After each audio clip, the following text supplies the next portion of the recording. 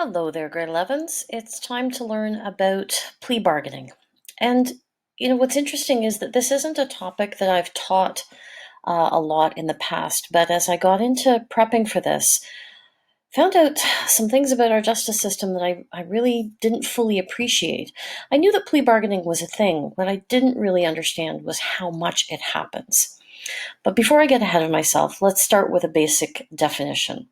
A plea bargain is an agreement between the Crown and the defendant in a criminal case. And it is, in essence, a quid pro quo. The Crown offers the defendant something, and the defendant sort of gets something out of that. So often it's an opportunity to plead guilty to a lesser charge or a lesser sentence in exchange for pleading guilty.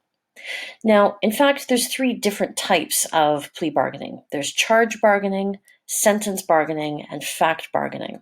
And for more information on that, you can just flip over to the Government of Canada website, and on the Justice Department website, there's more detailed descriptions here of the different types of bargaining that can happen. So charge bargaining usually involves a reduction of a charge. So somebody's charged with first-degree murder, they might bargain it down to second-degree murder or manslaughter.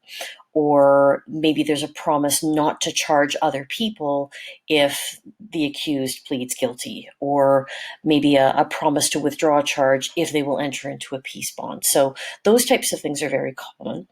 And then you can see there's a whole range of different sentencing bargains that are available. I'm not going to read those to you. But basically, if you plead guilty, then we will seek some sort of reduction in your sentence. And then the other thing is fact bargaining. This is a little bit more rare, but it's a promise not to mention a particular circumstance or to volunteer information that would make things even worse for the accused person. So those are the three different types of plea bargains. Let's get into now what determines whether a plea bargain is offered or not. Whether or not it's offered is entirely up to the Crown Attorney and the Crown Attorney's office. And they will weigh a number of factors. The first factor, the most important, is how much evidence do they have to show guilt? If they've got really, really strong evidence, then they can convince the accused person, hey, look, we've got you. We've got your DNA at the scene. We've got, you on tape confessing to somebody else. We've got surveillance video footage. So if there's really strong evidence to show guilt, then that's going to increase the chances of an accused person accepting a plea agreement. The other thing that will be considered is the seriousness of the crime committed. If it's a particularly heinous crime, or if it's a particularly highly publicized case, that may decrease the chances of offering a plea bargain. But if it's a minor offense, like basically the smaller the offense gets, the more likely that they are to bargain it. The other thing that will be considered is what the individual's role was in the crime. Were they the perpetrator? Were they aiding and abetting in some way? How central was that person's role? And the other thing, of course, is they'll look at the record of the accused and do they have a history of similar offenses. If they do, then obviously the chances of getting a plea bargain offer are lower. Now, I spent a lot of time trying to find statistics for plea bargains in Canada, and I really struck out. I could not find recent and reliable statistics. But what I was able to find was some good research from the US, and this is fairly recent. This is in 2018. And these numbers surprised me. Of all of the cases that went through the United States court system, 90% of them involved a plea bargain. 8% were dismissed, and only 2% of criminal defendants actually went to trial. That's pretty dramatic. But then look at the stats on the right-hand side. It's pretty obvious why so many people don't go to trial. If you go to trial, your chances of being convicted are 83%. If I'm an accused person, I don't like those odds. And if somebody's going to offer me a deal, I'm going to have to look seriously at it. Now, there's lots of reasons why a defendant might agree to a plea bargain. Obviously, the primary one is that they won't have to serve the full length of the maximum sentence for their crime. Obviously, if they're found not guilty, they're going to be released, but um, you just saw the numbers. The numbers aren't on their side. It's really difficult to predict what will happen in a criminal trial. And sometimes a defendant will simply say, you know what, I don't want to take the risk and I'll accept a more lenient sentence. Um, Factors that will determine whether a plea bargain will be reached or not. I mentioned earlier the issue of publicity. If there is intense public pressure in a really case with a lot of notoriety, the Crown may be reluctant to offer a plea bargain. The Crown, as I said earlier, has to consider their chances of winning the case. If they've got a good chance, then that may strengthen their position in a plea negotiation. The defense, on the other hand, is going to have to consider the seriousness of the potential sentence and the odds of a conviction. And if the defense, now, something you should know, by the way, I haven't mentioned this before, but in Canada, the Crown Attorney has an obligation to turn over all of the evidence that they have against the accused to the defendant's lawyer. And so the defendant will know what the Crown's case is against them. And that's only fair. It's, the Crown has the burden of proof, but the defense needs to know what the Crown's case is in order to prepare its rebuttal. So the defense will look at whether or not the Crown has a strong enough case, and then will advise their client accordingly, whether there's a chance for them to succeed at trial or whether the Crown really has the case locked up. Now, the most significant advantage to the plea bargaining system is, well, for the defendant at least, is taking away that uncertainty of a criminal trial. And remember, it can take years for a case to go to trial.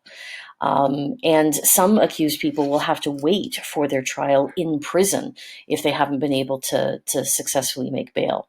But I think the main reason that plea bargaining is so common is simply the volume of criminal cases that need to go through the system. It is a sad but true fact that if every criminal case in Canada went to trial, our legal system would simply collapse.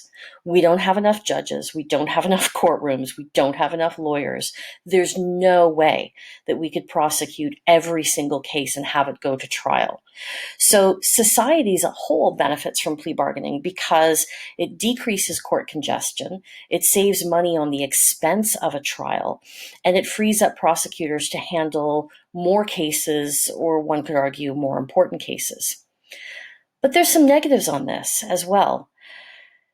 You're going to see some stuff at the end of this PowerPoint about why it is that an innocent person might be willing to plead guilty even even to a serious criminal charge, simply to avoid the risk of being convicted.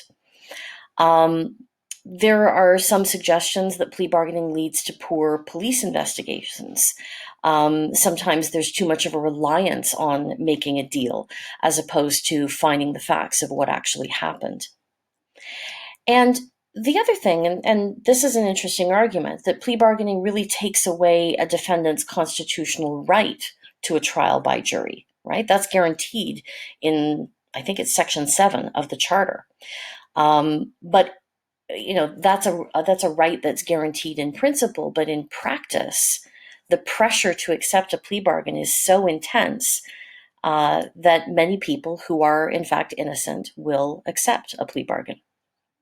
So, regardless of whether you're in favor of plea bargains or not, let's talk about what happens once it's reached.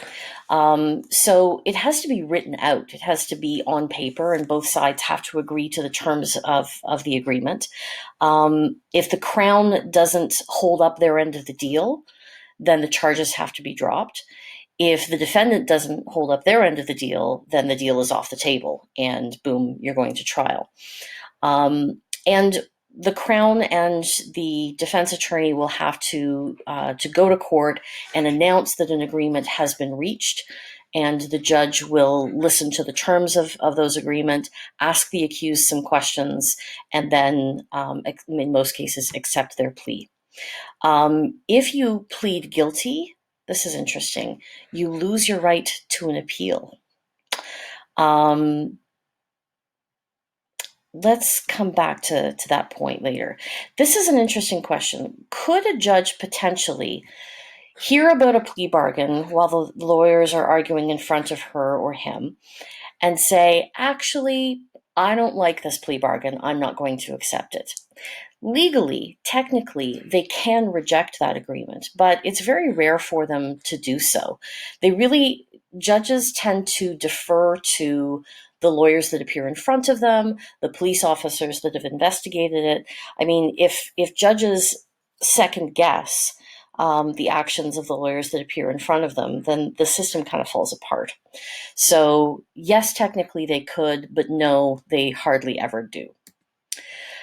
So I want to leave you with some resources and encourage you to do some additional research on your own to get ready for our class debate.